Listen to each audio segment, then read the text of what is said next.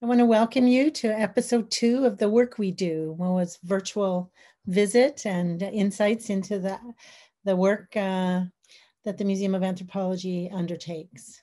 My name's Jill Baird. I'm the Curator of Education at MOA, and I'm happy to be your host tonight. And before we get started doing the business of why we're all here together, I want to acknowledge that the Museum of Anthropology and the University of British Columbia sit on the unceded territories of the Musqueam First Nation, and we're really grateful for them to continuing to host us and to extend their generosity to us. It's an extremely meaningful relationship that the museum has with the community, and we're really proud of keeping it strong. So just a quick schedule for the night. We hope we're going to hang around together for about an hour. So we're scheduled from 6:30 to 7:30. We're going to start. I'm going to introduce the two curators who are the highlights of tonight. And then we're going to show a short film, which we hope gives you a bit of context about the exhibition in a different light, reflecting on traditions of Northwest Coast art. And then after this film, the film's about 13 minutes long. Then we'll come back and we'll have a question and answer and some discussion with the curators. The chat is enabled for everybody who wants to offer some insights or questions after the Q&A. The one thing I will ask, and I actually think maybe Rhea Sixana, who's running the event behind the scenes tonight, she's the public programs intern, is that we'll ask you to keep your cameras off and your videos off, and audio off.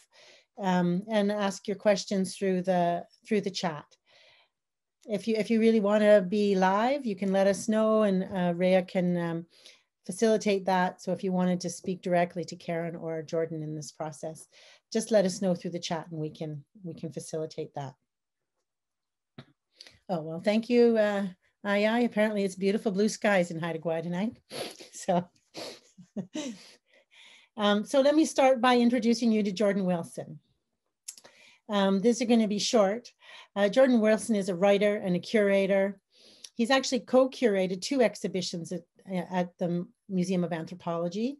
The first one was Sesnam, The City Before the City, and In a Different Light, reflecting on Northwest Coast art, which is the topic of tonight's conversation. And our other curator is Karen Duffek. And she's a curator of contemporary visual art in Pacific Northwest. She has curated many exhibitions at MOA over her tenure. Most recently, her co-curating initiatives with Tanya Willard were the award-winning Lawrence Paul Yocholupton Unceded Territories in 2016. In a Different Light is her most recent exhibition at MOA, and there's things to look forward to from both Karen and Jordan into the future. But tonight we're going to start with In a Different Light.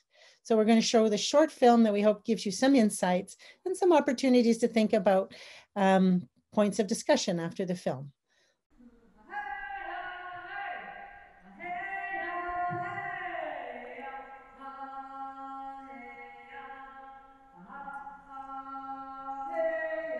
Hi, I'm Karen Duffek, Curator of Contemporary Visual Arts and Pacific Northwest at the Museum of Anthropology. I'm here at the entrance of the exhibit In a Different Light, reflecting on Northwest Coast art, that was co-curated by myself, Jordan Wilson, and the late MOA Curator Emeritus, Bill McLennan. At the entrance to this exhibition is a stone Coast Salish bowl that represents the ancient connections that the Coast Salish people have to this land. The Museum of Anthropology and the University of British Columbia are both located on the unceded traditional territories of the Musqueam First Nation. And we're grateful to be on these territories and for the long and strong relationship that we have with the Musqueam community. Hi, my name is Jordan Wilson. I'm a member of the Musqueam First Nation. I'm a curator and writer. I'm currently a PhD student in anthropology at New York University, and I was a co-curator of In a Different Light, reflecting on Northwest Coast art. We decided to focus in this gallery on historical works. So, some of them might be as old as the late 1700s or so and going up to the early 1900s. But we didn't want to kind of relate this idea that these objects all belong to the past. We wanted to frame them within a contemporary context. We wanted to frame them in the views and perspectives of contemporary Indigenous people who come from very diverse areas of expertise, different backgrounds, but all of them bring different perspectives on how they connect as contemporary living people to these historical works that are now located at the site of a museum, and yet that connect in different ways to people and places and ideas outside the walls of the museum. So I think our curatorial process for this exhibition developed fairly organically. You know, in some ways, the framework of this project was something that we inherited.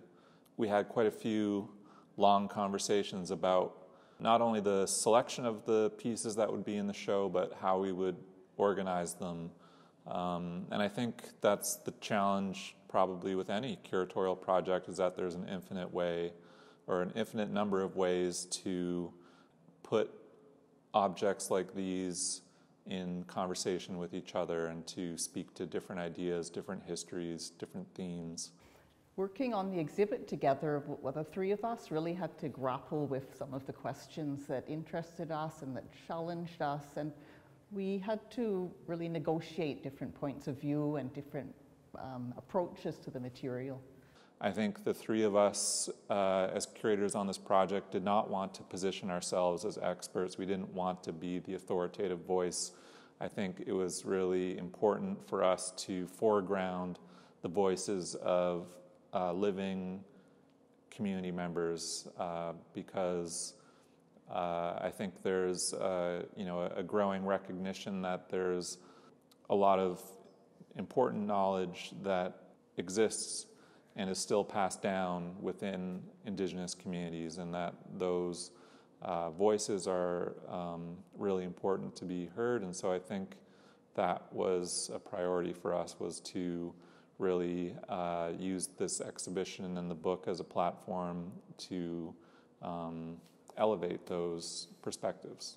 Where possible, we would, present a group of objects to different community members, and I think it was often the case where certain objects or belongings resonated with individuals more than others. And as curators, I think we would, walk away from those sessions and think about what was being said, and that started to drive our selection process more in terms of which pieces would be most effective in this exhibition. Our approach was to organize or to arrange or to group objects by broader conceptual frameworks. One such theme that we went with was indigenizing, and in that case, for example, you see a shotgun that has been transformed by elaborate carving by a Haida artist. There's a baptismal font that was created by a Tsimshian artist. There are bracelets made of hammered silver coins. And these works go to show that the dialogue or the cross-cultural communication, I think, went both ways during the period of settlement on the Northwest Coast, of colonial settlement, I should say. And I think also speaks to the fact that there was a sense of agency in terms of how Indigenous peoples incorporated the ideas and technologies and material culture of non-Indigenous peoples. I think one of my favorite works that's currently on display in this exhibition would be the stone spindle whorl that was excavated from the Yale Canyon area further upriver. It dates back several hundred years, I believe. There's a number of works actually in this exhibition that are of archaeological or ancient contexts. And for me, that's really important because it shows the depth of time that these traditions are part of. That stone spindle whorl, the imagery is just really striking. It's double-sided, so on one side there's snakes, and on the other side there's what I think most people would refer to as eye-type forms. I like to think of them as ancestral eyes. And there's a lot of I think there's a lot of mystery or intrigue around the forms that are depicted on spindle whorls in general, and that, yeah, really appeals to me because it's trying to, connect those images with the teachings that we have inherited as Musqueam community members, or as Coast Salish community members, or as Indigenous peoples. I think what inspires me, or what interests me in working with historical collections, is to think about the worldviews and the values and the knowledge that those works embody. When we look at especially historical works of Northwest Coast art, objects and belongings, that it seems almost as though the museum is the place where they're supposed to be. We're so used to seeing these things in museums. And yet, how many of these are in communities now, in Indigenous communities? Very few. There are a few cultural centers that have brought some of these pieces back. In fact, thousands and thousands of Northwest Coast objects and belongings are now around the world, spread around the world in museum and private collections. So when we see these pieces in museums, and we know that contemporary people are connected to them in different ways, it's an opportunity to begin to see them as more than an artifact. And it's an opportunity to understand what do these objects and belongings now mean to people? Do they only represent the past? Or do they actually speak to the present and to the ways in which these objects were connected to land and to people? Their stories are not fully known. There's so much still to learn about them, about their past, but also about their future, really. What kind of stories will be told about them? This exhibition opened in June 2017, and we now have had the chance to make some changes in the exhibit and to bring in some new, fantastic historical belongings that are really important to Indigenous community members. Different artists and community members have come to study them at the museum. We've been working together with museum staff to arrange the displays so that they are really shown to their advantage and that the public can enjoy them. My name is Heidi Swaringa, and I'm a conservator here at MOA. And conservation feels that interface between the design of the exhibit and the mount and the piece itself. So the stagger is a great example of that. We have the connections, the language that is consistent throughout the space, which are these quite lovely and delicate steel arms that taper into a fine point. And that fine point connects with the mounting mechanism that connects with the piece itself.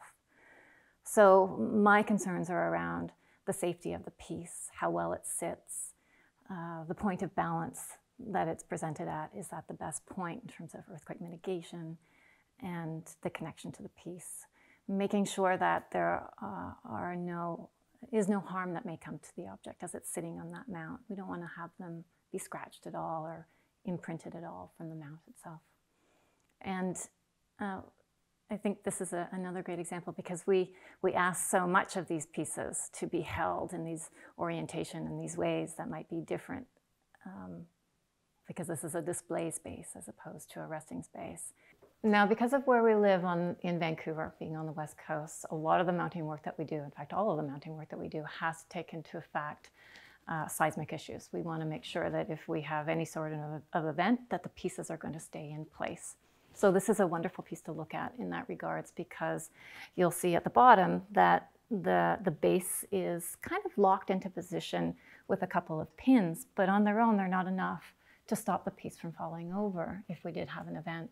So this is connected also at the top, right to the top of the case. One of the most important, absolutely one of the most important things that we consider when it comes to mount making is the protection of the piece itself. We do not want to be doing anything that causes any undue strain or pressure on the piece, even though we're asking for it to be displayed in ways which might look a little challenging. Everything is supported and cared for, just as though it was sitting on a shelf or in somebody's home. And I think that's one of those wonderful things to be able to achieve is allowing it to be presented in a way that a family member or a community member and the curator would like it to be displayed, but knowing that it is done in a way that is very safe for the piece.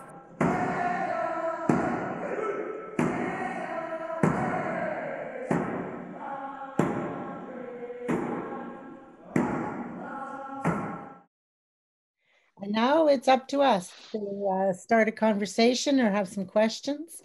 As I said earlier, myself and Rhea Saxena, who has the MOA programs name on the screen here, will monitor the questions and get a discussion going. I'm gonna start because I think it's a very interesting premise that you've put forward, Jordan and Karen, that curators are not the authorities. Rather, your role is to elicit the knowledge of others, bring it together, try to find some themes and threads that string them together. I wonder if you want to talk a little bit about how one does that. Shall we take turns? I'll start with Karen. Yeah, well, I mean, we wanted to really recognize that there are different kinds of knowledge around these objects. I mean, so many of them have traveled the world. They've been in private collections and museum collections and through the auction market and that kind of thing. And many have been stripped of their history. And when they arrive at a museum or an exhibition like this, sometimes we know a lot about a piece, but sometimes we really know nothing. We certainly very rarely know who owned this piece, who made this piece, that kind of thing. But there are other kinds of knowledge as well. And for many of the individuals who we worked with on this exhibit from communities, these pieces, even though they may never have seen them before in their lives, hold meaning and have actual connections to place and to territory, to family. And those connections are very vital. So through their voices, we begin to see that there are different ways of knowing these pieces. Very important is the past of the object, and certainly a lot of research can be put into trying to build knowledge about the past of that piece. But really, really important is its present and what it means now. And you know, people have different ways, as they demonstrated in the exhibition through their voice, of valuing these pieces, learning about them, you know, seeing them as teachers, as ancestors, and so on. Jordan, would you like to wade in?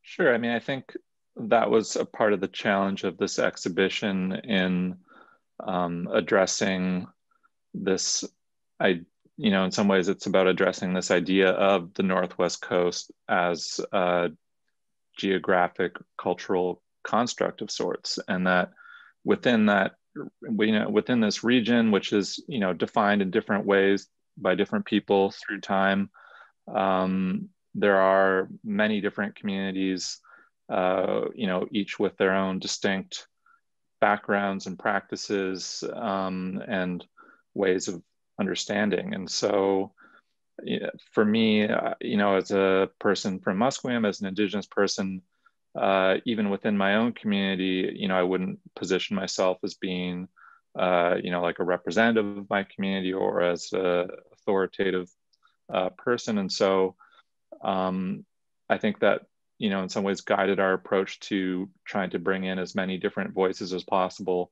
and for them to speak in their own voices, you know, in the first person through audio and in text, rather than it, you know, rather than that knowledge or those ideas being filtered through us as a curatorial voice. So as mentioned in the film, we really tried to let those conversations guide the object selection and the thematic focus of the exhibition. Is there, I mean, is it, how do I phrase this? I'm just wondering what the, if you could talk about the impact you felt when working with either artists or community members when they're looking at these works, and the thoughts and emotions that come, because so much of the work in this exhibition is historic and hasn't been in community for 100 years or more. I wonder if you want to.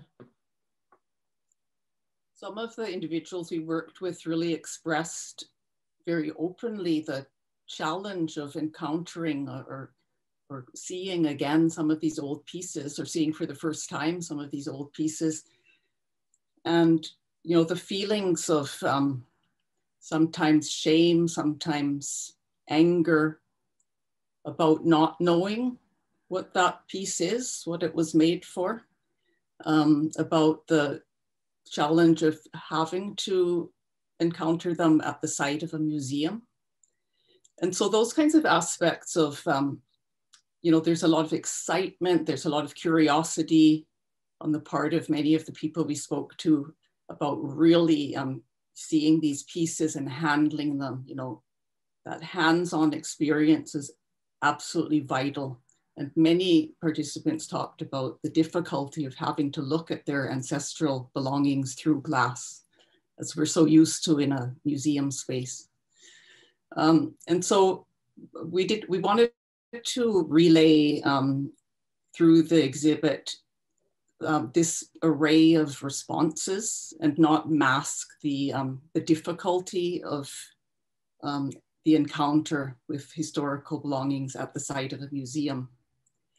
So that was part of it. At the same time, you know, the responses of some of the artists who were super excited to really look at the aspect of craftsmanship of a piece, to speculate how it was made, especially with the tools of the day. You know, there was such a wide range of response to these material things that, that we were able to bring back from, as our late co-curator called, their place of displacement around the world, and bring them to this place of Moa, you know, which could also be seen in that way. But the emphasis is to create opportunities for access, for handling, for hands-on study of these pieces. Pardon me. Jordan, do you want to add anything, or? I mean, I don't have too much to add. I think the common pattern in terms of the, you know, the process that we undertook for this exhibition was to, you know, bring invited participants together with us in a tiny recording booth and bring in, you know, objects from the collection, which just seems so unthinkable now that we were all breathing that air together. But, you know, the pattern for me was just, yeah, how powerful that encounter was. There's an emotional quality to it, the intimacy of it, which I feel often is not represented in museum displays. And so I think that was something that we were trying to convey to museum viewers, is that relationship and how it does have a very tangible quality to it. If I can add to that, Jill? Please, yes. One of the impacts that we were hoping for in putting the emphasis on the commentaries and responses of the different community members who took part in this project was that it kind of helps to challenge, you know, you had asked in the beginning about the authoritative curator. It helps to challenge that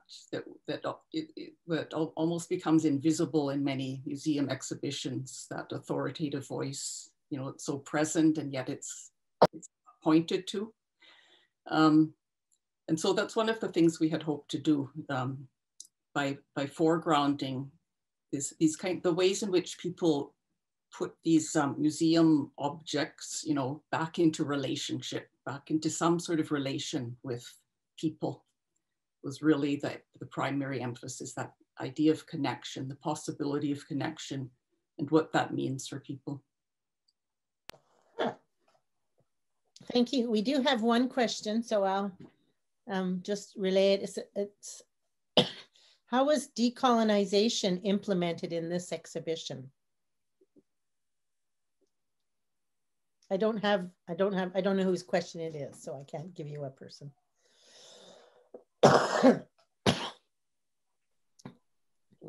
That's a tough question. I mean, I don't know. I think it depends on the definition of decolonization, which is itself a, perhaps a large topic of discussion. I think at the Museum of Anthropology in general is really guided by its relationship with my own community of Musqueam, because the museum is situated on Musqueam territory. Even the acceptance of the donation of this collection, the building of the gallery was something that had a consultation built in with Musqueam. And I think that relationship is, for me, would be an important thing to highlight in terms of thinking about decolonization. I think it starts with institutions understanding whose land they're on and the obligations and accountability that they have to their host nations. And thinking of like decolonization as practice or as an ethics, I think what we've been talking about, perhaps in terms of this idea of sharing authority or sharing power, in terms of including a diverse range of perspectives, would be part of that. In terms of our ethics of undertaking that process, we operated with a model of ongoing consent, so that all of our participants had the opportunity to withdraw at any time, and to approve how they'd be represented in the exhibition. And I think also our participants talk about this very question, like that's something that we didn't shy away from, are the complexities of the ways in which these objects came to be in the museum collection, their status as museum objects, the role of museums in decolonization. These are all topics that different participants discuss and are presented in the exhibition. So in some ways, there's that like meta quality of how Indigenous peoples today are navigating museums and how museums are or should be moving forward. I hope that somewhat answers that question. I always feel as well that an exhibition, although we seem to think, we tend to think of it as kind of an end product, it is a learning process and it continues to have an impact. So I think that the opportunity that this exhibit provided us to speak with so many people, to engage with them around the collection, to hear, the responses, the ways in which people would like to see these pieces, value them, bring them into community, bring them into relationship, is something that will shape our own museum practice. And so it has an impact as a learning process on the future as well. Thanks. I'll see if there's any others who want to weigh in on that. The big decolonizing question. I think it's really interesting to be reminded that it has to be seen as a process as well, not as a checklist, a thing to do. But we have a question from Evelyn. How were community members chosen or invited to participate, comment, and add their voices and inputs? Going to leave that to me, George. For the exhibition, we talked to about 30 people. And for the book that we might speak about later, which has built on this project, we spoke to about 80 different community members. And the selection of people, we really wanted to make sure that we had people from up and down the coast, from the length of the coast and the interior as well. We wanted to make sure that we had an equality of male and female voices. We took advantage of opportunities when people happened to be in town. We invited some people to town, but it's always you know, there's so many people we could have spoken to, and we regret missing out on many, many important voices, all of which need to be heard. In this particular case, we selected ones, sometimes people who we were quite familiar with, who were familiar with the museum's collection and had particular points of interest. We wanted people, not just artists, but elders, youth, activists, people not necessarily engaged normally in their day-to-day work with museums at all. So it was that kind of variety we were aiming for. Anything to add, Jordan, or? I think Karen covered it. Okay. Again, I'll just put a call out to the group. Feel free to ask your questions. Ray will pass them on so that Karen and Jordan can offer their insights. I'd like to ask a question about the role of co-curation. I know that we've lost Bill McLennan, and he was an important part of your trio to do this work. And I'm wondering, what do you think some of the benefits of co-curation are? And then share with us if there's some challenges in terms of this multi-vocal, many perspectives. I'm going to start with Jordan this time. Sure. The benefits, I think there's a few. It's obviously really nice to have people to talk to and to talk through ideas.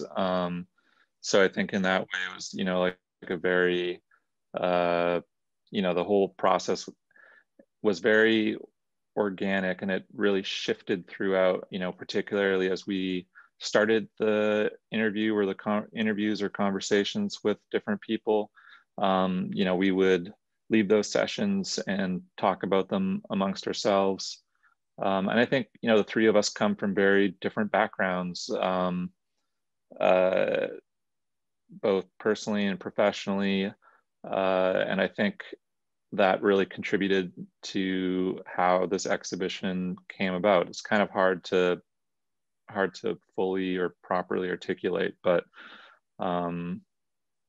yeah, sometimes we didn't see eye to eye, but I think those types of disagreements or differences in opinion were things that we were able to talk through and reach consensus. Yeah, Karen, do you want to add to that, and I'll keep mulling this over? And Karen, if I could just interrupt, if you could characterize the three personalities as curators, everyone in the group might not know your backgrounds. Well, so Bill McLennan was such a treasure who we lost last July. And, he, as a senior curator, so widely respected on the coast, in communities, among artists and scholars everywhere. He brought a real wealth of knowledge with him. And he also brought some pretty entrenched ideas of what this exhibit was going to look like right from the beginning. And then Jordan, as a young curator with a really good critical mind, and many, like a real emphasis on questioning the entrenched methods. And then me in the middle, I brought some knowledge with me as well, and quite a long career working more with contemporary art, but also very involved with our own MOA collection of from the Northwest Coast, and working with communities to think about that collection and to think differently about it. So it was such I thought, a very good dynamic. And sometimes, and Jordan has no hesitancy to smash down whatever we thought we might have now decided, and to begin again, and to begin again, and begin again. And it was a very good process. We didn't even have that much time for such smashing down and rebuilding, but we did it, and it created a better product because we continually, through the three voices with everybody's own areas of expertise and approaches to the curatorial work, were able to try to come up with something that was different. Because in doing an exhibition of historical Northwest Coast art, there's a kind of a canon of how these exhibits are done. And especially when they're Masterworks exhibits like this one, you know, our gallery that we were doing this inaugural exhibit in is called the Masterworks Gallery. And so there's a certain way in which those kinds of exhibits have been approached for many decades. And we had a lot of the same kind of infrastructure. We had super beautiful cases designed specifically for this gallery. We had the best in museum mounts and pedestals made for these beautiful pieces. So it was that same kind of structure that we were working with, and yet we were trying to upend it to a certain extent. And so that's, I think, what our grappling really was together from our different perspectives, to try to think, how can we create something that's different within this space? Yeah, and I think, you know, I'm starting to remember this more. Everyone has to bear with us because we worked on this exhibition about 5 years ago. But yeah, I think, you know, for me, the curatorial process was a major learning experience for me. I'd taken Northwest Coast art history courses and Northwest Coast ethnography courses, but for the most part, my own work has been engaged with my own community of Musqueam through Tsesnam, the city before the city, and through my schoolwork and other pursuits. So for me, this was a different experience working on an exhibition that involved multiple communities, multiple visual traditions. And as Karen was saying, like, Bill was someone who was super knowledgeable about these different artistic traditions, and he had an encyclopedic knowledge of museum collections around the world and photograph collections, just knowledge that I couldn't even scratch the surface of. And so, yeah, I feel like we kind of, hopefully, you know, I can't speak for Bill, but learned from each other. I hope that I brought a certain perspective informed by my own community's values and ways of knowing, and also informed by my academic training. I studied First Nations or Indigenous studies at UBC, as well as anthropology, and those, you know, that background for me really foregrounded having a critical perspective around museum practice and museum history and questions of representation, and also, you know, research ethics, for example. So, yeah, I think those are some of the ways in which we brought different views to the table, and I think made it work. We have a couple of comments here. Brandon says, thanks so much. I saw this exhibition and it was so wonderful in so many ways, but it was also really beautiful. Part of this was just the power and the quality of the objects themselves, but a lot had to do with the curatorial and design choices. When mounting this kind of show, is there ever a difficulty in presenting works, in quotation marks, in their best light, while avoiding colonial habits of aestheticizing, fetishizing Indigenous material culture? You want to weigh in? These are good questions. Oh. I think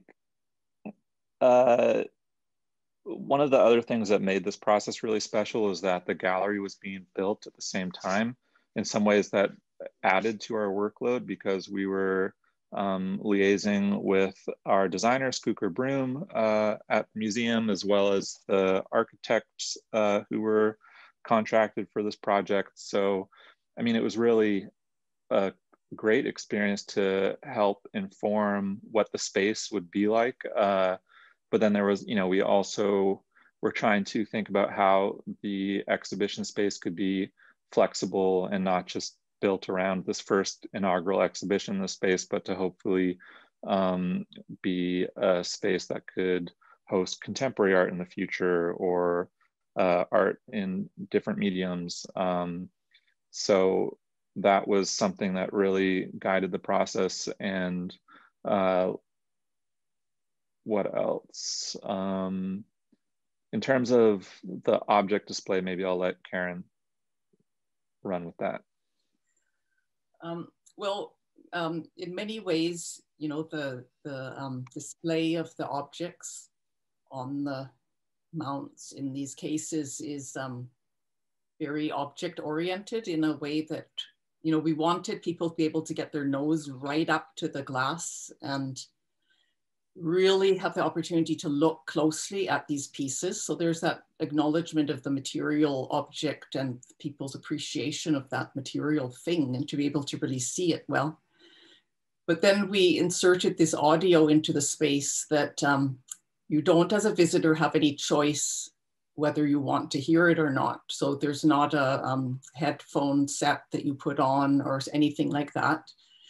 Within the space, you are just looking at whatever you're looking at, and then all of a sudden, in the speakers that are quite prominent on stands within the exhibit, a voice will speak out, and so you will hear it, and it'll, in a sense, interrupt your contemplation of the object as a beautiful thing, because it might be somebody like the Kwakwaka'wakw artist Marianne Nicholson saying, we have to start looking at these pieces as connected to territory, to Indigenous governance, to current land issues, but it's so hard to do because they're so beautiful. And so that kind of a comment, or you hear Hat Yup's Ron Hamilton, you hear the sound of him shaking the rattle that you might be looking at in the case.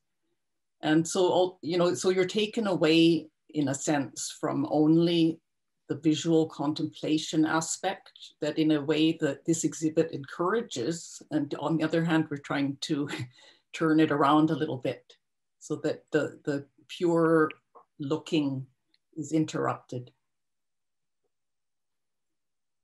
Thank you. I'm gonna just make a comment that Viola wants to know if it's traveling. I'll just park that to see if we have time, because it's not currently planned to be traveling, Violetta. But then Evelyn has come back and said, it's not a question. I would just like to say that when I have co-curated exhibitions, and in those times, the curatorial role did not include the ability to choose how the objects were placed in the space. The fabricating team of the gallery and the museums, as well as the conservators, had a strong input as how the exhibition would look. I think that the way the three curators were able to choose the look, the structure, and the placement of this exhibition is very important. I will be braver in my future curatorial roles to advocate an Indigenous person to be part of that fabricating team. So it's more of a comment, and we'll have another one. So if I may take the privilege of the moderator to go to the next comment. Allison says, a wordy question, apologies in advance. You talked earlier about a balance of voices in those you consulted about the collection. I'm interested in the point about the male and female balance, but thinking about that, reflecting on that in the terms of belonging / objects in the collection itself. Could you comment on the possibility to present work with a balance of those items, both on display, but also in the collection itself, if that's possible? In so many cases, not knowing the maker of many things. Jordan. Sure. I mean, I'm trying to figure out where to begin with that question. I think, well, okay, I'm freezing up here. I think, like, we did pay attention to, I think, okay, this is how I'll start this response. We, when, as Karen was saying, there's often a canon in terms of how Northwest Coast art has been represented in museum contexts. And particularly ones that highlight artistry or mastery, has often been to the exclusion of art or objects or belongings typically or traditionally made by women in our communities. So in a lot of ways, we were often looking back to these exhibitions, particularly one of the first major exhibitions, Arts of the Raven, that was at the Vancouver Art Gallery in 1967. We were particularly mindful that our exhibition would be opening 50 years later, and thinking about how this idea of like mastery in Northwest Coast art has been presented.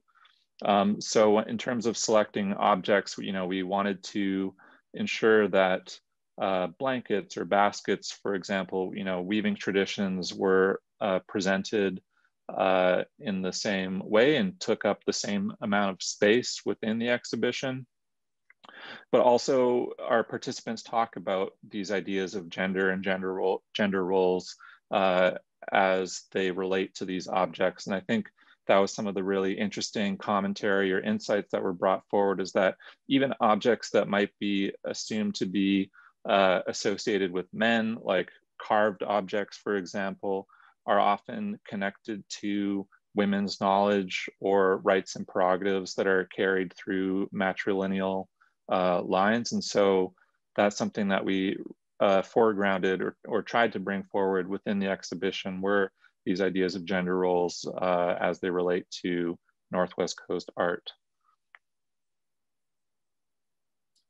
Yeah, it was really an important insight that we heard from a few participants, to begin to look at objects not only in terms of the gender of the maker, but exactly what Jordan had just said, like how it is that these objects and belongings connect to men and women. As well, we developed the exhibition thematically so that we grouped objects together according to a certain kind of action word that we chose. So a different type of way of putting objects in relation to each other that addressed the work that they did, or the way in which we might be able to see or look at consider something. So we did in fact have a case of basketry where the theme was sustaining.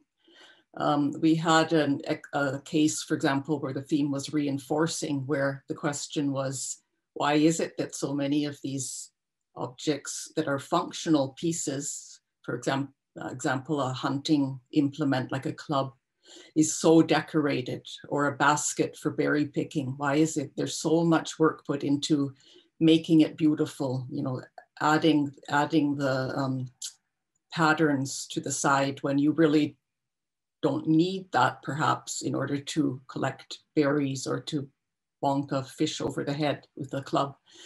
And so in that way, we were not just looking at the material object, but at how it was used, how it was perceived, how it was valued, and how it was set, how the object was set into motion. And so that's why we use these different verbs in order to, again, look differently at the way in which we might, in a museum, otherwise often classify different kinds of objects. Thank you. Thanks for those questions, everyone. It's great. I'm wondering if you want to talk, we have about 10 minutes left. Wonder if you want to, pardon me, if you want to make just a tiny shift to talk about the book, which is coming out in September, and its relationship as both a companion and maybe a longer story or a broader story in terms of these perspectives that you've sought out and that you've tried to balance in terms of different histories and different peoples. You want to start, Jordan? Sure. I think, well, maybe Evelyn's comment really just had me thinking, and same with the other question in regards to how the objects were displayed. I think we were also really mindful that the exhibition and any museum display is not necessarily just for a non-Indigenous audience or for an outside public, and that, we were also thinking that that ability to view things from all different angles and to get close and to engage with the pieces in that way would also be hopefully of value to Indigenous visitors or community members who come to the museum. And I think similar questions guide the book that we've been working on in terms of how can this be of value to community members, but then how can the book and the exhibition also address non-Indigenous viewers and readers to hopefully gain different understandings and shift how they understand both Indigenous or Indigenous material culture and Indigenous peoples themselves. So yeah, the book it's not quite a catalog for the exhibition. It's more of an extension of the process that we were engaged in terms of bringing community members into the museum and engaging directly with objects in the collection. And it's as with the exhibition, it's a real mix of commentary, some of it dealing with the materiality and the specifics of the object itself, how it's made and how artists learn from that type of engagement, but then also these broader thematic issues like the history of collecting, the ways in which objects have had these multifaceted lives in terms of circulating around the globe and ending up at the Museum of Anthropology for the time being. And yeah, these questions that I think or these issues and ideas that are connected more to the politics of today.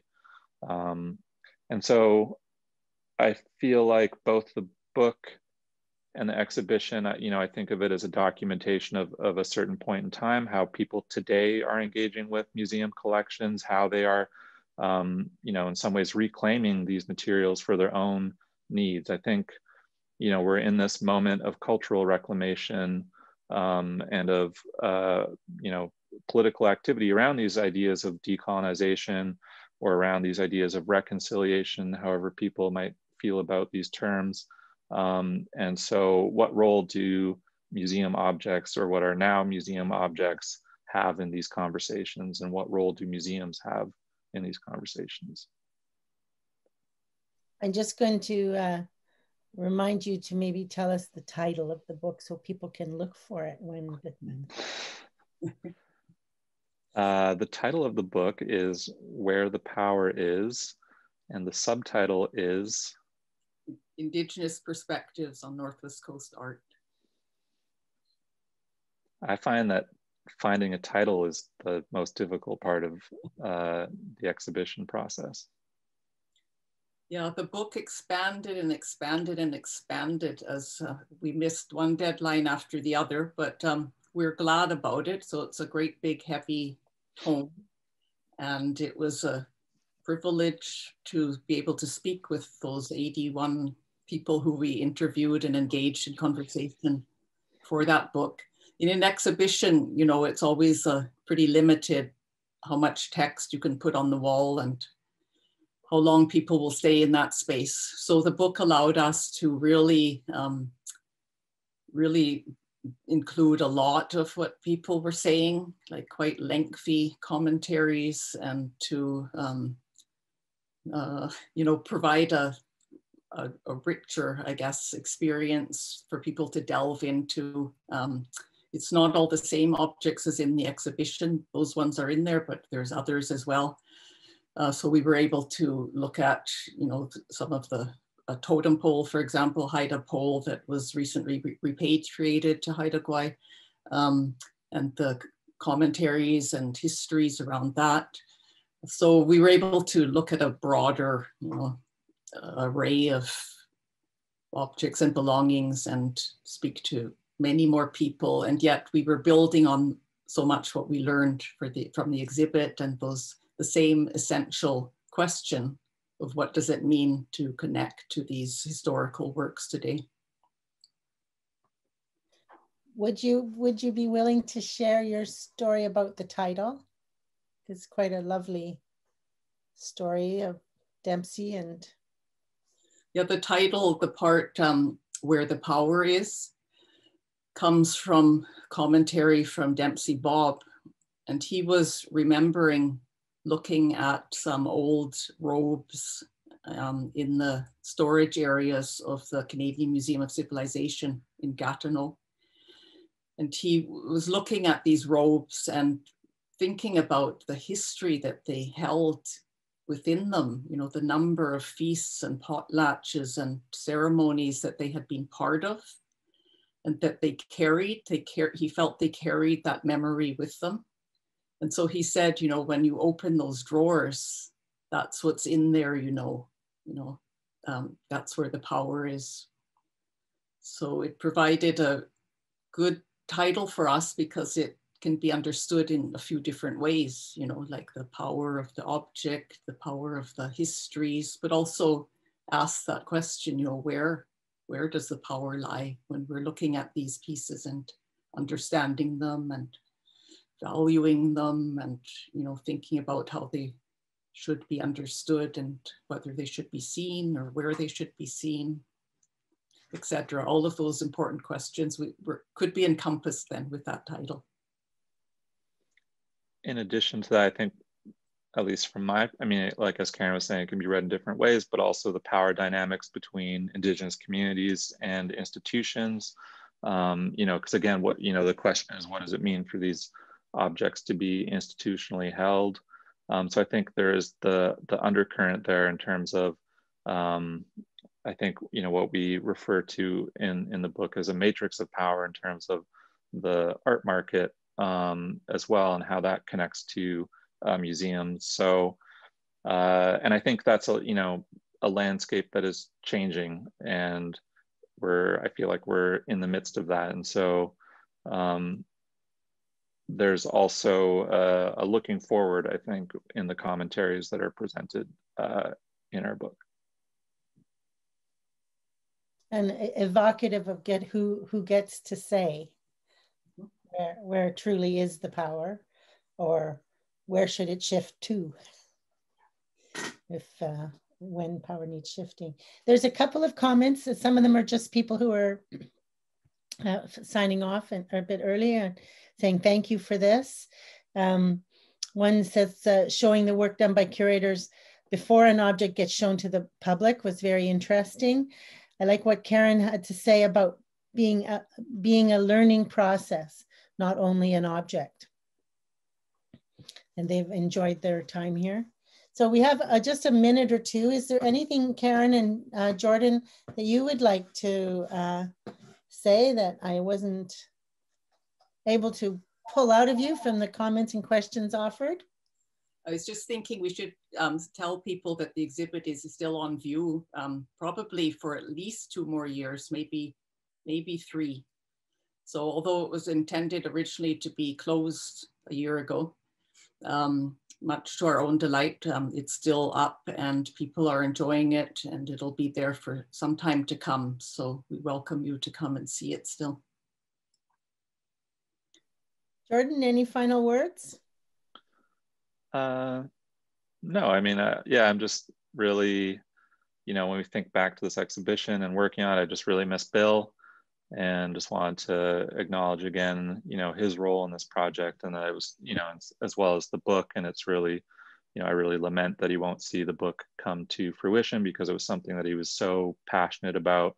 I think, one of the things that really drove Bill was to get the knowledge that is held in museums and that is connected to objects in the museums, to get that back into communities, and to hopefully really inspire young Indigenous artists by sharing museum collections with them, and to facilitate that reconnecting. And so I've just been thinking about that, and hope that we, honor his vision and the work that he pursued.